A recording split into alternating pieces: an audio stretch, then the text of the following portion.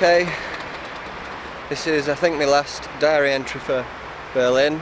It's just started raining, it's the end of the day, feet are sore, things like that.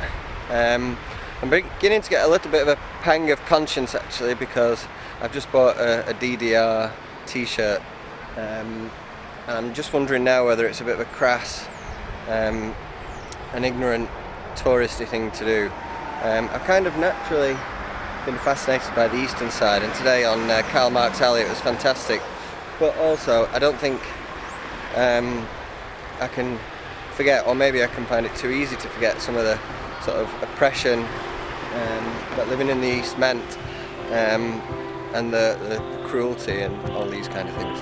So I'm not sure whether I'll ever wear the T-shirt, but there we go.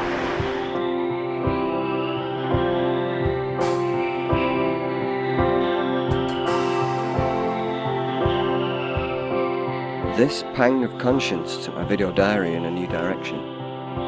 As soon as I got home, I started making plans to return to Berlin and to speak to some people on camera.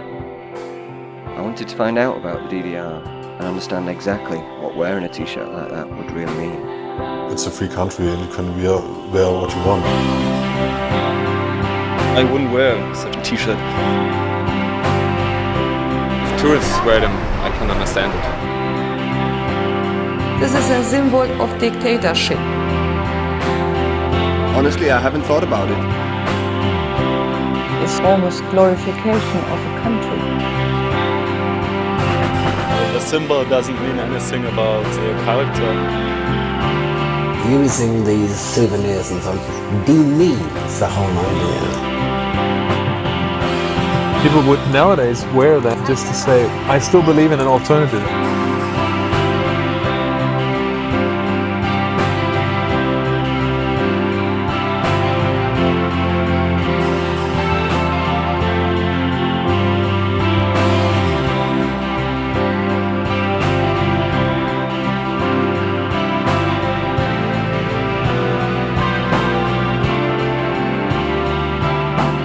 Something about Berlin that caught my imagination, more so than any other city I've been to.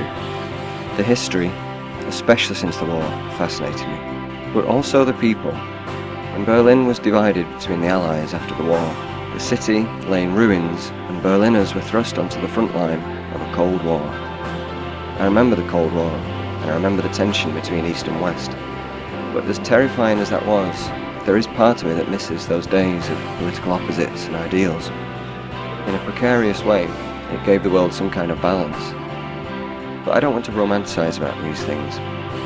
I want to meet people, from the East or the West, from Berlin or anywhere in Germany, and I want to ask them what life was like, what happened, how did it feel, whether the fall of the Berlin Wall was as good as it looked on TV, or whether anything was lost when the DDR, the Deutsche Democratic Republic, was consigned to the history books.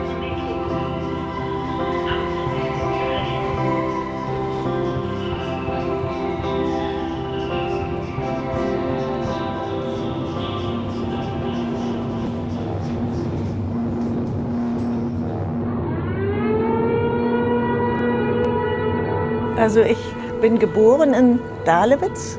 Das ist etwa 14 Kilometer Luftlinie von hier aus in den Osten. Ich bin ja, also meine ersten Lebensjahre waren im Krieg.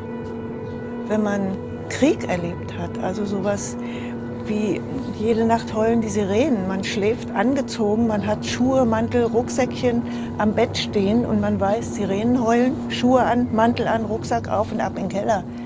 Dann will man nichts anderes mehr, als dass das aufhört. Dann will man einfach nur noch Frieden. Und das, was uns in der Schule gesagt wurde, war, wir wollen ein friedliches Deutschland aufbauen. Nie wieder soll es Krieg geben.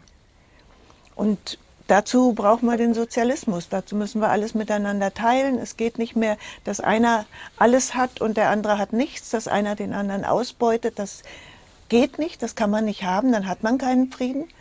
Und wir wollten Frieden. Und wir wollten auch Sozialismus. In the year 1978, I worked in DDR. One evening, I met a girl. Her name was Annelie, and I fell in love. And so I've been there for half a year, and when the time was finished, we had to trennen. I had to leave, and so it would not be possible to be together again. And so I said, okay, we try to flee to West Germany. You see, there was a cult of the future, that we lived in a planned economy, and that the plans for the future would be realized, and therefore life would get better and better. There's a famous story about some Soviet professors who were being interviewed by American professors, and they were asked about the past, what happened in the 1930s under Stalin with the show trials and so on. And one professor, who must have been a bit of a wit, he said, "Oh, you can ask questions about that. With us, the past is always uncertain. Only the future is certain." And this was the belief that we were going to build communism. Ja, meine Eltern sind Kommunisten gewesen, also meine Großeltern. Also die waren im antifaschistischen Widerstandskampf, soweit möglich, ne? Aber sind nicht weg gewesen, sondern waren in Deutschland und haben die ganz kleine Widerstandsarbeit gemacht, Großeltern. Meine Eltern waren ja 15 Jahre alt, als der Krieg zu Ende war, und sie waren Mitglied der SED. Und ich bin sozialistisch erzogen worden. There was an attraction with the iconography of communism, with the the heroic statues, and there's a lot of very strong imagery. The simplified graphics of the the lantern-jawed worker striding off into the sunset, and all of that stuff just made it almost a bit mystical, because I mean, it's a great logo. It's the workers, it's the intelligentsia, and it's the peasants trying to build a socialist state. When I saw the symbol, or when I saw the murals and all these wonderful solidarity things on the walls, these mosaics and all that stuff, I felt there was a lot more support among the populace for things happening in the world, especially happening among the oppressed. At the same time, you found that counterweighted then again by the Warsaw Pact's reactions to the Hungary uprising, to the Czechoslovakia, to the Prague Spring and things like that. So there was always an element of cynicism. At the same time, though, you did feel overwhelmed by the symbolism they had. They were so good at using symbolism, as good as the Nazis were. They just continued that tradition in a way.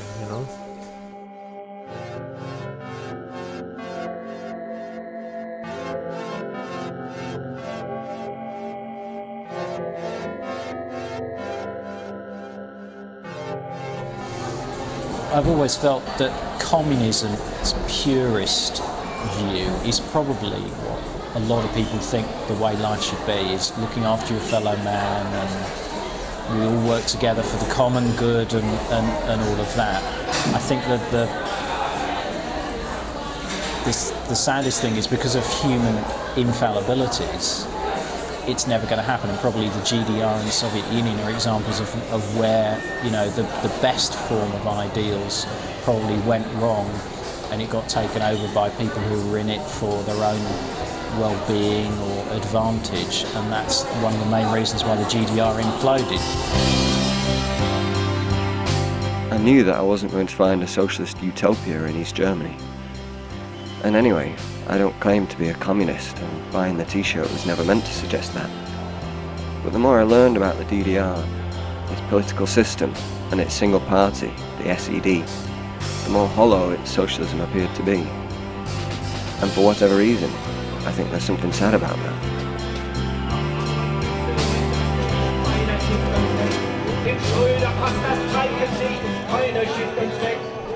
Uns passt der Schröder nicht, keiner schickt uns weg, soll wie ein Baum, beständig steht am Wasser. Keiner schickt uns weg, keiner schickt uns weg. The DDR government wanted to make the citizens believe that it represented socialism in the best sense. Oh yes. DDR means Deutsche Demokratische Republik. It pretended to be democratic, which it clearly wasn't. But I, at first hand, certainly have seen that it failed completely, in my opinion, utterly. Life often can be better when you have less, I know that. I'd like to believe that in many ways, but only out of choice, not out of dictatorship, which in my opinion it was. I think East Germany and its political system are a good example for governance gone bad, or even mad. Ideology, it was just a weapon, it was a tool, and this classification of left and right or so, I would say it doesn't match or fit to the GDR, because it was, to quote Erich Honecker, the head of state and of party, he once said, it's all about power. It's all about power. The man with the most extensive Stasi file was actually a communist. It's Robert Havemann, and his file has a content of about 55,000 pages of paper, to quite about 14 meters. So, and his crime was that he, in the 1960s, he started to slightly criticize the policies of East Germany's Socialist Unity Party, but always from a communist standpoint. Yeah, and so that's what I meant. Ideology, it was just an instrument of a dictatorship. This came from a system called democratic centralism, which was introduced by Lenin, along with what he called the party of the new type, which had to have this democratic centralism, in which, to quote word for word, the lower organs were subordinate to the higher organs. I mean, I myself can remember times when I was a district secretary in Great Britain, a function I held for 18 years, when I was at a meeting and said something, and then another member of the party said something different.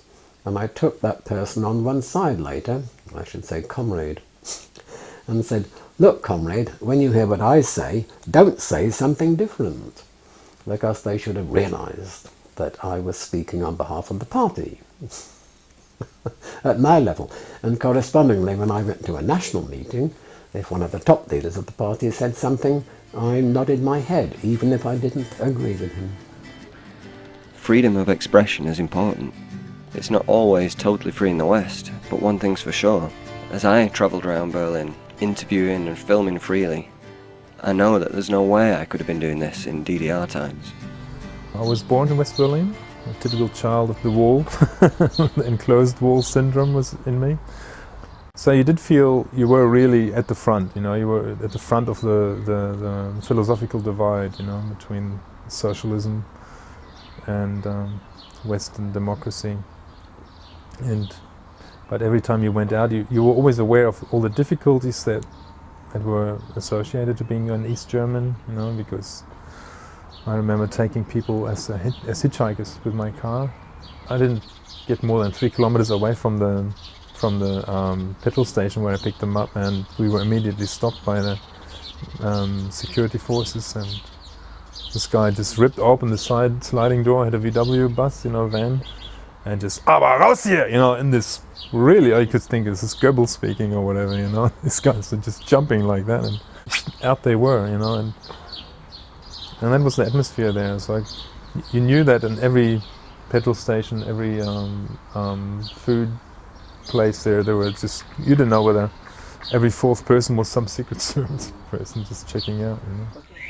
Und kam dann in den Westen, weil inzwischen mein Vater aus Kriegsgefangenschaft gekommen war und im Westen eine Arbeit und eine Wohnung für uns gefunden hatte, sodass wir als Familie dann zu ihm nach Frankfurt am Main gekommen sind. Das heißt, meine Mutter und wir Kinder sind dann geflüchtet eben aus der DDR über Westberlin nach Westdeutschland. Wir sind, also meine ältere Schwester und ich hauptsächlich, wir haben unsere Möbel auseinandergenommen und sind jede Nacht mit der S-Bahn nach Westberlin reingefahren. Und das war ein bisschen gefährliches Unternehmen. Also man musste immer sehen, wenn die Bahn kommt, schnell die Türen aufreißen, die Sachen rein, selber rein und dann Tür zu, und dann fuhr die Bahn ja schon wieder, aber es gab dann noch mal eine Kontrolle in Marlow. Und wenn man Pech hatte, dann kam halt da die Fopo und hat die Sachen mitgenommen. Dann musste man natürlich so tun, als gehört einem das nicht. Aber wir hatten eigentlich immer Glück gehabt. My girlfriend was waiting at a resting place. It's called Mischendorf. And Mischendorf was a center of Stasi, but I didn't know that. She stepped in my car, just on the right side, and it was perhaps 6 o'clock p.m. It was dark, it was in winter, it was dark at the time. And she climbed over the front seat, the back seat, and turned in that cave I built. Closed this cave, and I drove further on to the border of DDR. And when I reached the border, all signals became red.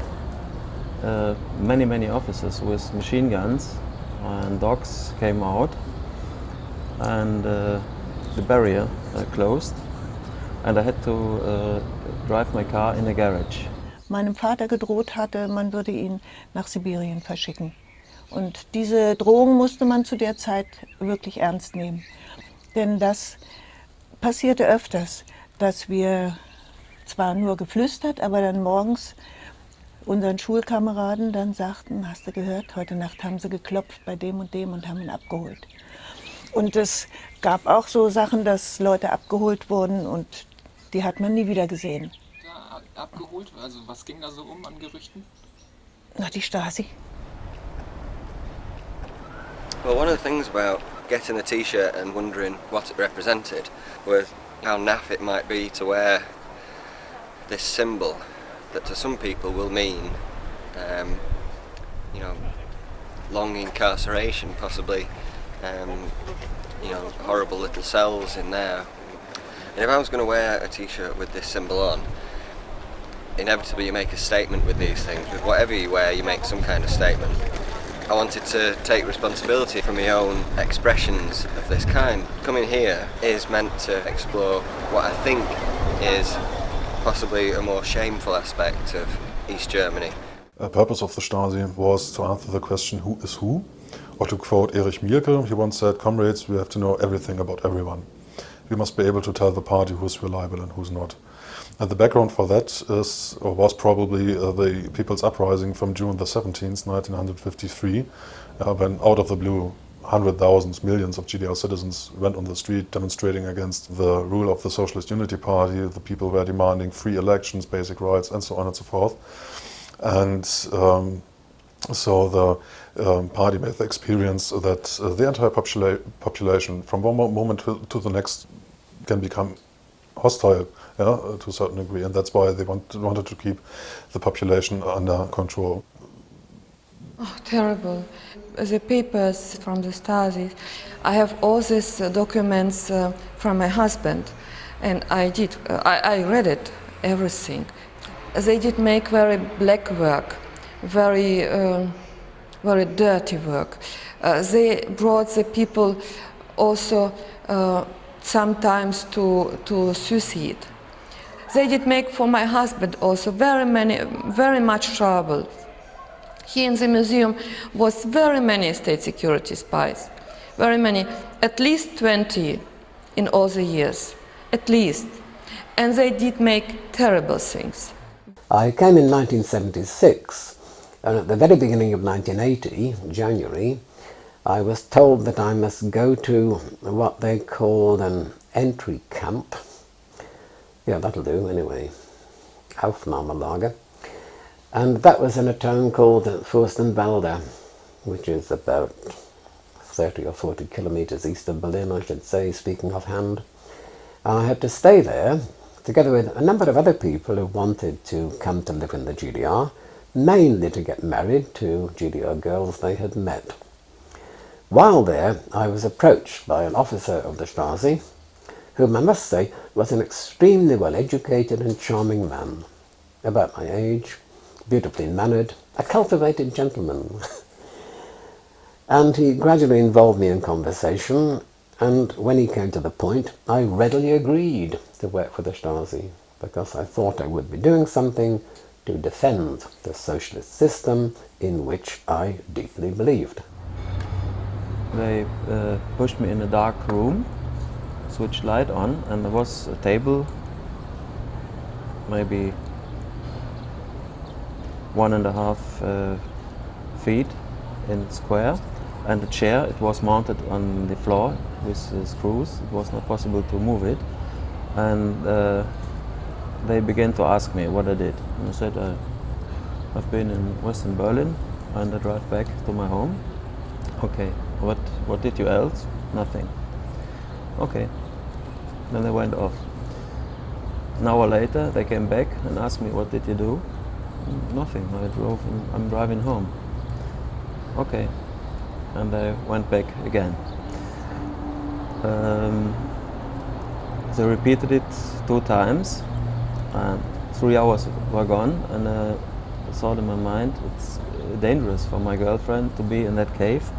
And so I was afraid that she will be hurted or will be die, and so I said, okay, I took my girlfriend in my car at Mischendorf, and then they arrested me. I had to unclothe, and when I was naked I had to stand at a wall, legs and arm, to spread legs and arm, and they looked for weapons, maybe some missiles in my ass or so. And I had some Kalashnikovs in my bag. It was not so fine. And then I had to go with them to my car and to open it. Yeah, if you would ask people on the streets, the majority of them would say the Stasi had no influence on my life. Maybe they're right, but imagine that the Stasi was also working in schools. Every principal of a school in East Germany had to collaborate with the Stasi, and without being a Stasi informer or something. It was just part of his job. And even in school, the Stasi was interested in how the young people are thinking about several things, and teachers were informing on children and so on. And even at that stage, the state and the Stasi made decisions about the further life of young people.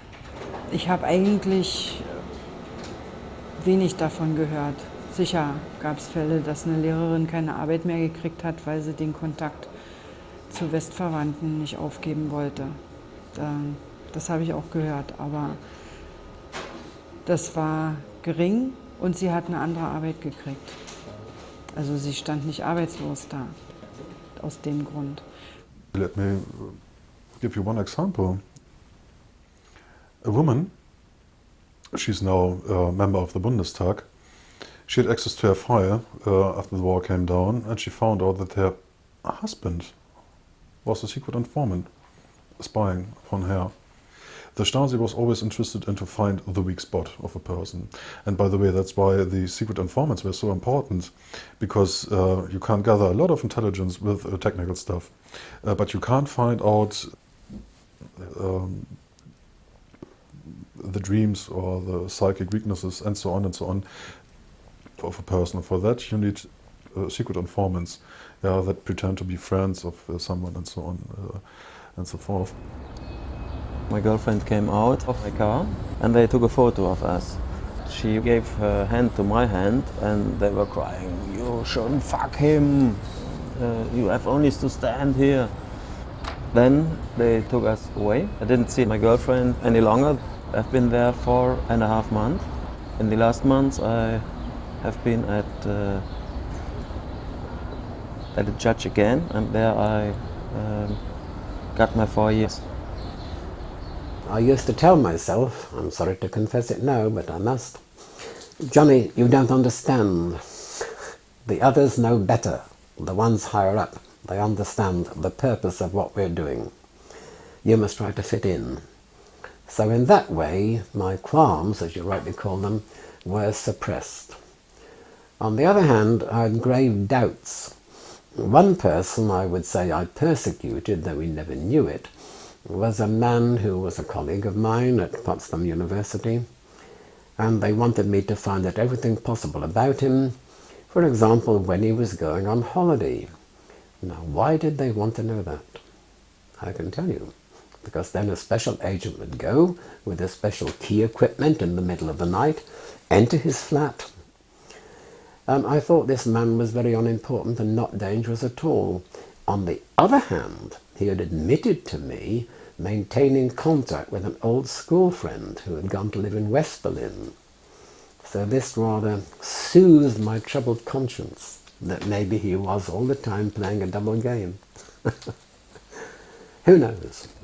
They made an amnesty because DDR was 30 years old, and so I could leave the prison at 25th of October in the year 79. June of 1980, my girlfriend came to West Germany. She left there from DDR. In summer 82 we married, but it was not lucky. In the year 88 we were not longer together.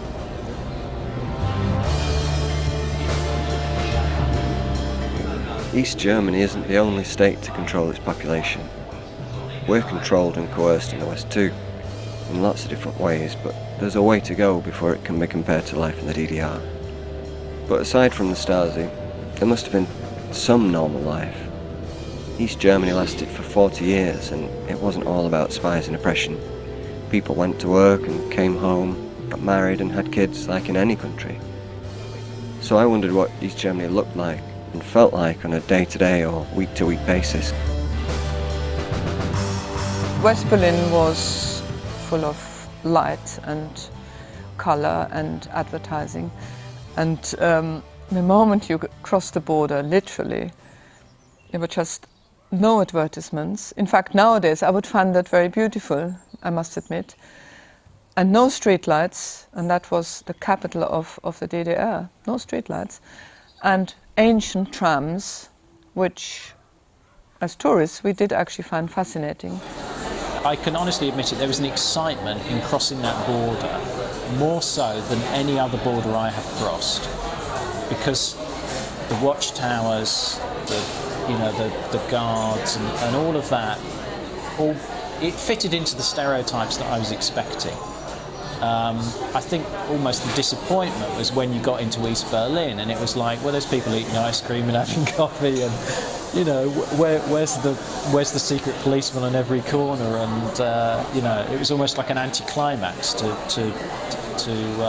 go into the East. Ich wäre auch ohne weiteres das erste Jahr wieder zurückgegangen in die DDR.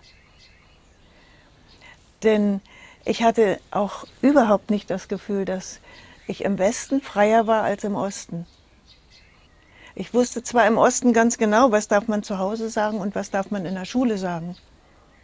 In Westdeutschland war man auch viel mehr jemand, ja, in Westdeutschland war man auf einmal arm. Hier waren wir niemals arm. Wenn alle nichts haben, dann bist du nicht arm, wenn du nichts hast. We rather accepted what we were getting, because of course you must remember we thought we were going in the right direction. And in many ways it seemed so. As I said a few minutes ago, living standards were high, at least in East Berlin, not so high in the provinces, but the highest living standards in the whole socialist camp, as we called it, were to be found here. And you could see the housing program, for example, which really did bring enormous benefits to millions of people, even though the flats were, and still are, rather small, like the one I'm sitting in now. But no, we felt that we were going forward in the right direction. One of the things that most hit you when you crossed over into East Berlin was the noise. It suddenly quietened, and you could, when you came through Checkpoint Charlie, you could look back and see the traffic still whizzing past there. And then you were on to Friedrichstrasse in East Berlin, and yes, there'd still be traffic, but it would be far quieter. It was just a two-stroke Trabant or Wartburg cars. There would be no sort of like cigarette advertising or none of the the big graphic imagery that you'd expect in West Berlin. East Germany really had a lot of material losses, but I think they made up with that in terms of just mentality and solidarity, the way they put up with those situations and helped each other out. And the women were quite forthcoming too, you know, they were very open and stating what they liked in you and stuff. As a man, I felt that quite interesting, you know, and you know, they weren't putting themselves up as a prize to be wooed and stuff like that. That, you know, sort of behaviors in the West, you know, you have to play the peacock as a guy. And so I felt they broke down some of the societal barriers that have existed before they came into being, you know, like at the end of the war. Yeah, that still exists, I feel, that women are a bit more, they have more confidence, they take on things more directly. Ich konnte es mir in der DDR leisten, im Studium ein Kind zu bekommen, alleinerziehend, und konnte mein Studium pünktlich beenden und musste nicht am Hungertuch nagen. Ich hatte gleich einen Krippenplatz, Kindergartenplatz, nicht gleich von Anfang an. Also als das Kind ein halbes Jahr alt war, konnte ich mein Kind während meiner Studienzeit in die Krippe bringen und konnte in Ruhe studieren. Wir wurden in der Schule abgeholt mit dem Trecker und Anhänger aufs Feld gefahren und mussten Kartoffelkäfer ablesen, oder wenn wir größer waren, mussten wir auch Kartoffeln stoppeln, also Kartoffeln rausholen aus dem Boden und sowas, den Bauern helfen, dafür kriegten wir dann ein Mittagessen. Aber es war niemals so, dass wir es nicht gewollt hätten. Und das war in Westdeutschland überhaupt gar nicht. Es gab eine Planwirtschaft bei uns. Und es wurde nach Plan studiert. Also man hatte die Betriebe und dort brauchte man so und so viele Ingenieure in der gesamten DDR. Also durften nur so und so viele Ingenieure studieren. Genauso Lehrer. Es wurden so viele Lehrer ausgebildet, wie benötigt wurden in dem Zeitraum, wenn die fertig sind.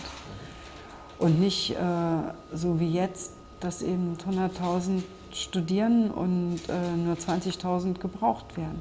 Und die anderen liegen auf der Straße. Und das ist für mich gesehen ein Vorteil. Westdeutschland war mir, die Leute waren mir einfach dann auch so allmählich zu wohlhabend, zu sehr nur auf Konsum und auf Haben aus und nicht mehr auf Miteinander leben. Und vor allem nicht so, auch was ich habe, das gönne ich auch dem anderen und setze mich auch dafür ein oder so, ne? Das ist in Westdeutschland mir nicht so begegnet. Ich würde nicht sagen, es gibt's nicht, aber das war für mich so anders dort. Well, it means to me a great attempt to make a unified society. That's the first point, including the word attempt. That the ideal was there, that we could make a unified society of workers, farmers and intellectuals, and everybody else for that matter. And then, of course, it means to me something that was very much on the surface and didn't really represent what people were really thinking and feeling. East Berlin, East Germany, to me is a ghost.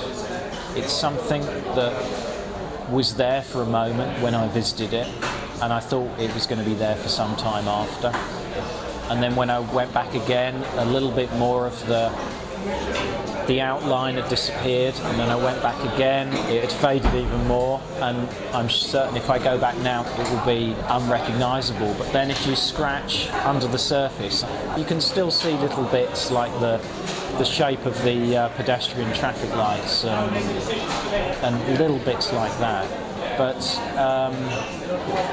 it's a piece of history which has gone now.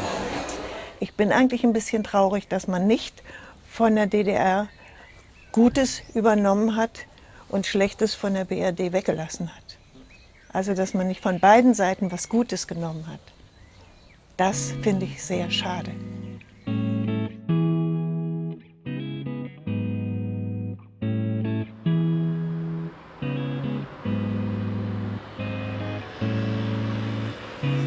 And so, of course, the wall came down. I just had a meeting with my leading officer when the news came through on the radio. went to a pub, as I would do, obviously, but people there took it very calmly. They weren't shocked. I looked in television the whole night. I remember very good. It was the 9th of November, 1989.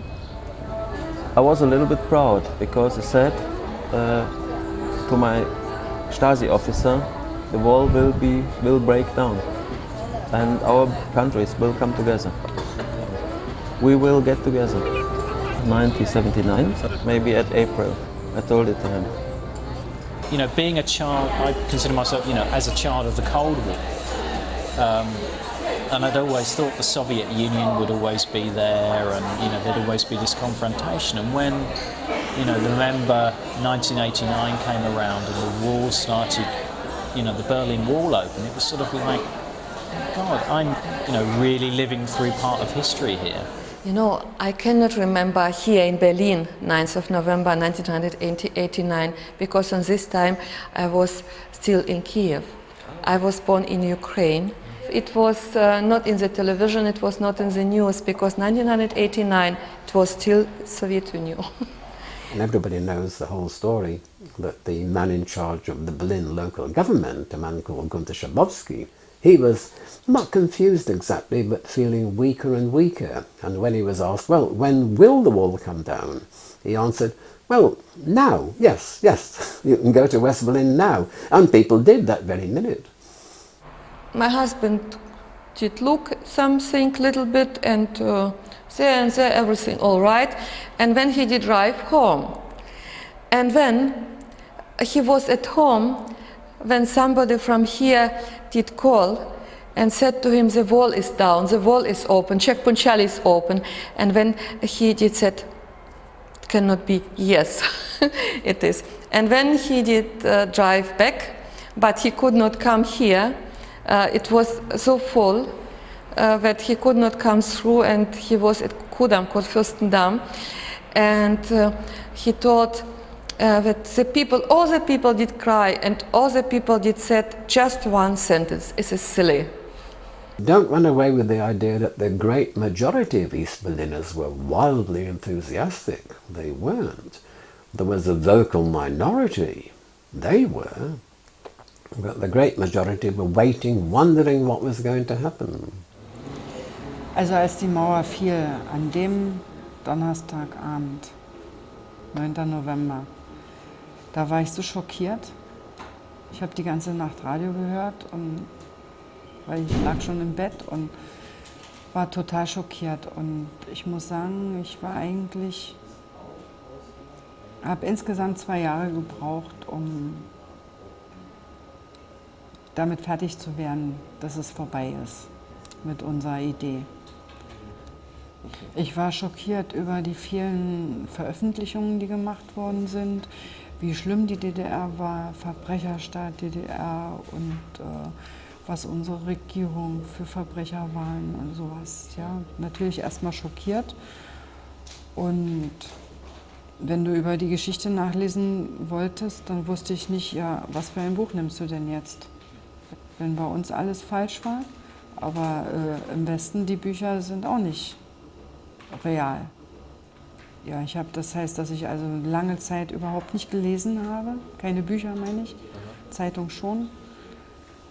Und ich war früher ein Vielleser. I mean, I must admit, I personally own a few bits of the wall. At least they were given to me as authentic. I would have never dreamt of buying them, but they were given to me by a former student of mine for my children. So I've got 3 bits of the wall, if I can believe they are authentic, but I do. And I wouldn't throw them away for some reason. They didn't try to find a more open style of socialism and trust the citizens to mature within their own system, you know? I think that was the greatest drawback and the final nail in the coffin of East German communism or the social system. The people had enough, they brought it down. No exterior force, no Cold War, no Reagan, nobody brought it down. It was the DDR people themselves that said, we've had enough of being treated like children. Ein großer Fehler war, dass die Angst hatten, wenn man mit Ausländern Kontakt hatte. dass also nicht erwünscht war, dass man mit westlichen Ausländern Kontakt hatte. Und das konnte ich nie verstehen und bis zum Schluss eigentlich nicht. Und ich habe mich sehr interessiert für Mittelamerika und hatte auch Bekannte und so, aber ich hätte nie die Chance gehabt zu reisen. Ne? Also heute besteht die Möglichkeit, ist nicht das Geld da. Und wir hatten eben nicht die Möglichkeit. Und das fand ich als einen einschneidenden Fehler. I would do it again. Because I think if you have something in your mind and it's wichtig, it's you feel you must do. And so I would do it again. I would use the word sorrow. I mean, deep regret at a sort of wasted life. I suppose I've done some useful things, but in principle my life was wasted through my own decisions. And there are very many older members who still hanker after the past. They still cannot accept that they were wrong. They have difficulty analysing the mistakes that were made because they made them themselves.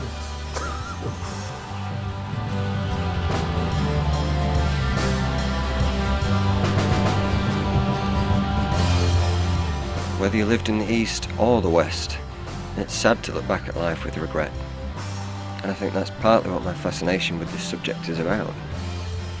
Because these are people's lives, ordinary people. I have really mixed feelings when I see footage of the Berlin Wall coming down. Lots of people broke down the barriers and found a new, freer and better life. But others stumbled into a cutthroat and competitive world, with the freedom to struggle and the freedom to adjust to the new system or to get left behind. And that brings me back to my DDR T-shirt. I don't know why I bought it or what I wanted it to say, but I know that our system isn't perfect. And whatever myths the DDR symbol evoked for me, wearing a T-shirt with that symbol would have a meaning far beyond them. And so what effect would wearing it have on the people I've been speaking to? So if someone walks around with a T-shirt with it, I think nowadays somebody would see it's just a tourist who doesn't know much about it, or would assume it. You know? I don't think somebody would consciously wear it to say, I'm for the SED or something like that, or I'm for Ulbricht or for Honecker. You know. I mean, if you go to certain parts of Berlin, you can buy all sorts of Soviet Army, formerly Red Army, insignia, helmets and gloves and whatever you like, really, you can buy. And of course these have a certain value as souvenirs, if you will, of the past. I think, with all respect to people I now dislike as having misled us, that these parodies on the past are rather beneath human dignity. I don't think we should make fun of people just because they made mistakes. The people from my social surroundings, so to speak, of course, they're not happy to see people with the GDR signs or with the Red Star or Che Guevara or this Russian with the hammer and the but it's not forbidden. It's a free country, and if the people want to wear this, I don't care. I find it difficult because my view is that some people, and perhaps some East Germans, equate the DDR with a repressive regime. So potentially there's a comparison between wearing a DDR T-shirt and wearing a T-shirt with a swastika on. That's perhaps an extreme comparison. But I'm not sure I feel comfortable doing that. I'd probably feel more comfortable doing it in Britain, but I wouldn't feel comfortable wearing a DDR T-shirt in Berlin. If I see tourists, I think, okay, for them it's just a joke. But I think worse it's when young Germans wear them, because I guess it's stupid. So I don't like it because they don't think about what it meant. As far as the people don't wear swastikas or something, everything is fine. But on the other hand, people who wear swastikas or something are punished. But some years ago, a demonstration took place when people had large pictures of Joseph Stalin and stuff like this.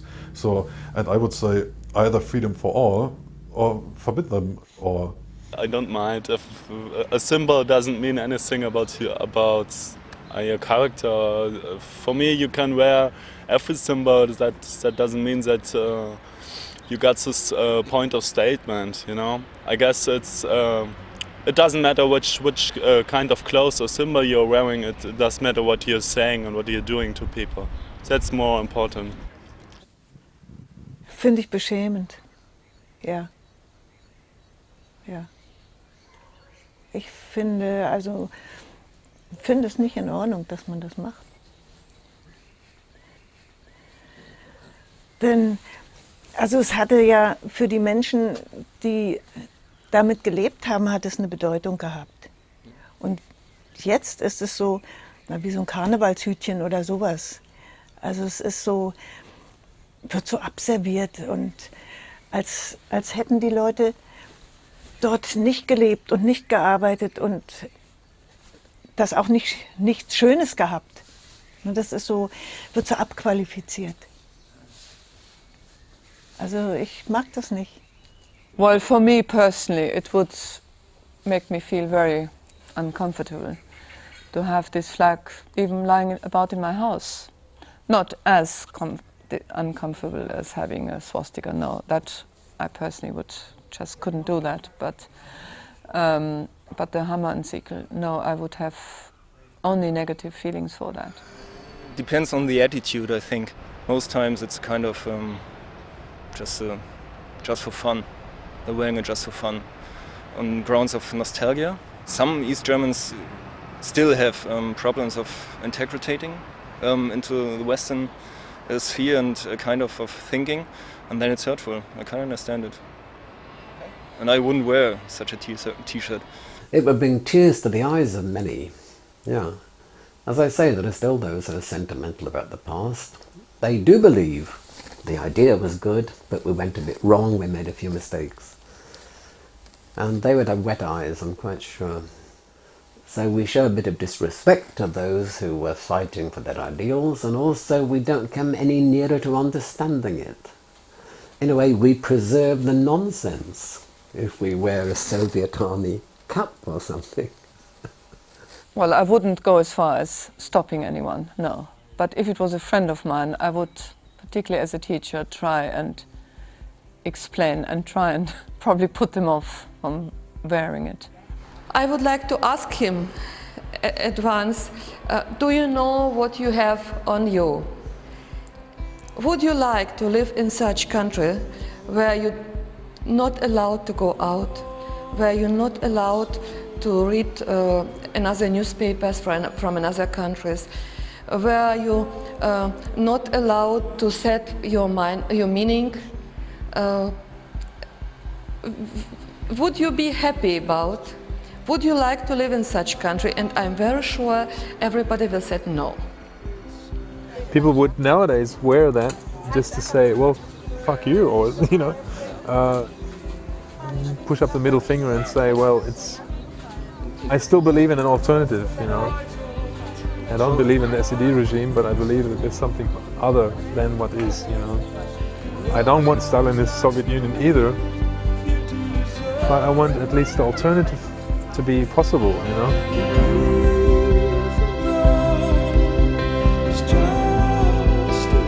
I've kind of thought now that I really can't wear that t-shirt, you know, unless it was for a particular reason. I mean, I still kind of like it, but it would be hard or harder to wear it now than, you know, now that we've heard these views and opinions.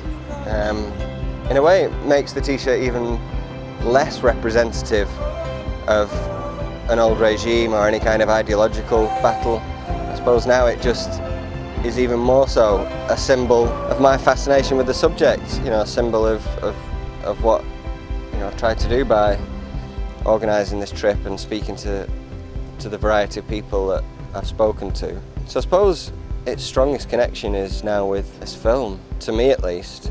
To anyone else, they wouldn't know that. So again, I would still have to take responsibility that if you wear something like that, it means one thing to me, one thing to someone else, and many things to many other people. So I suppose that's about it.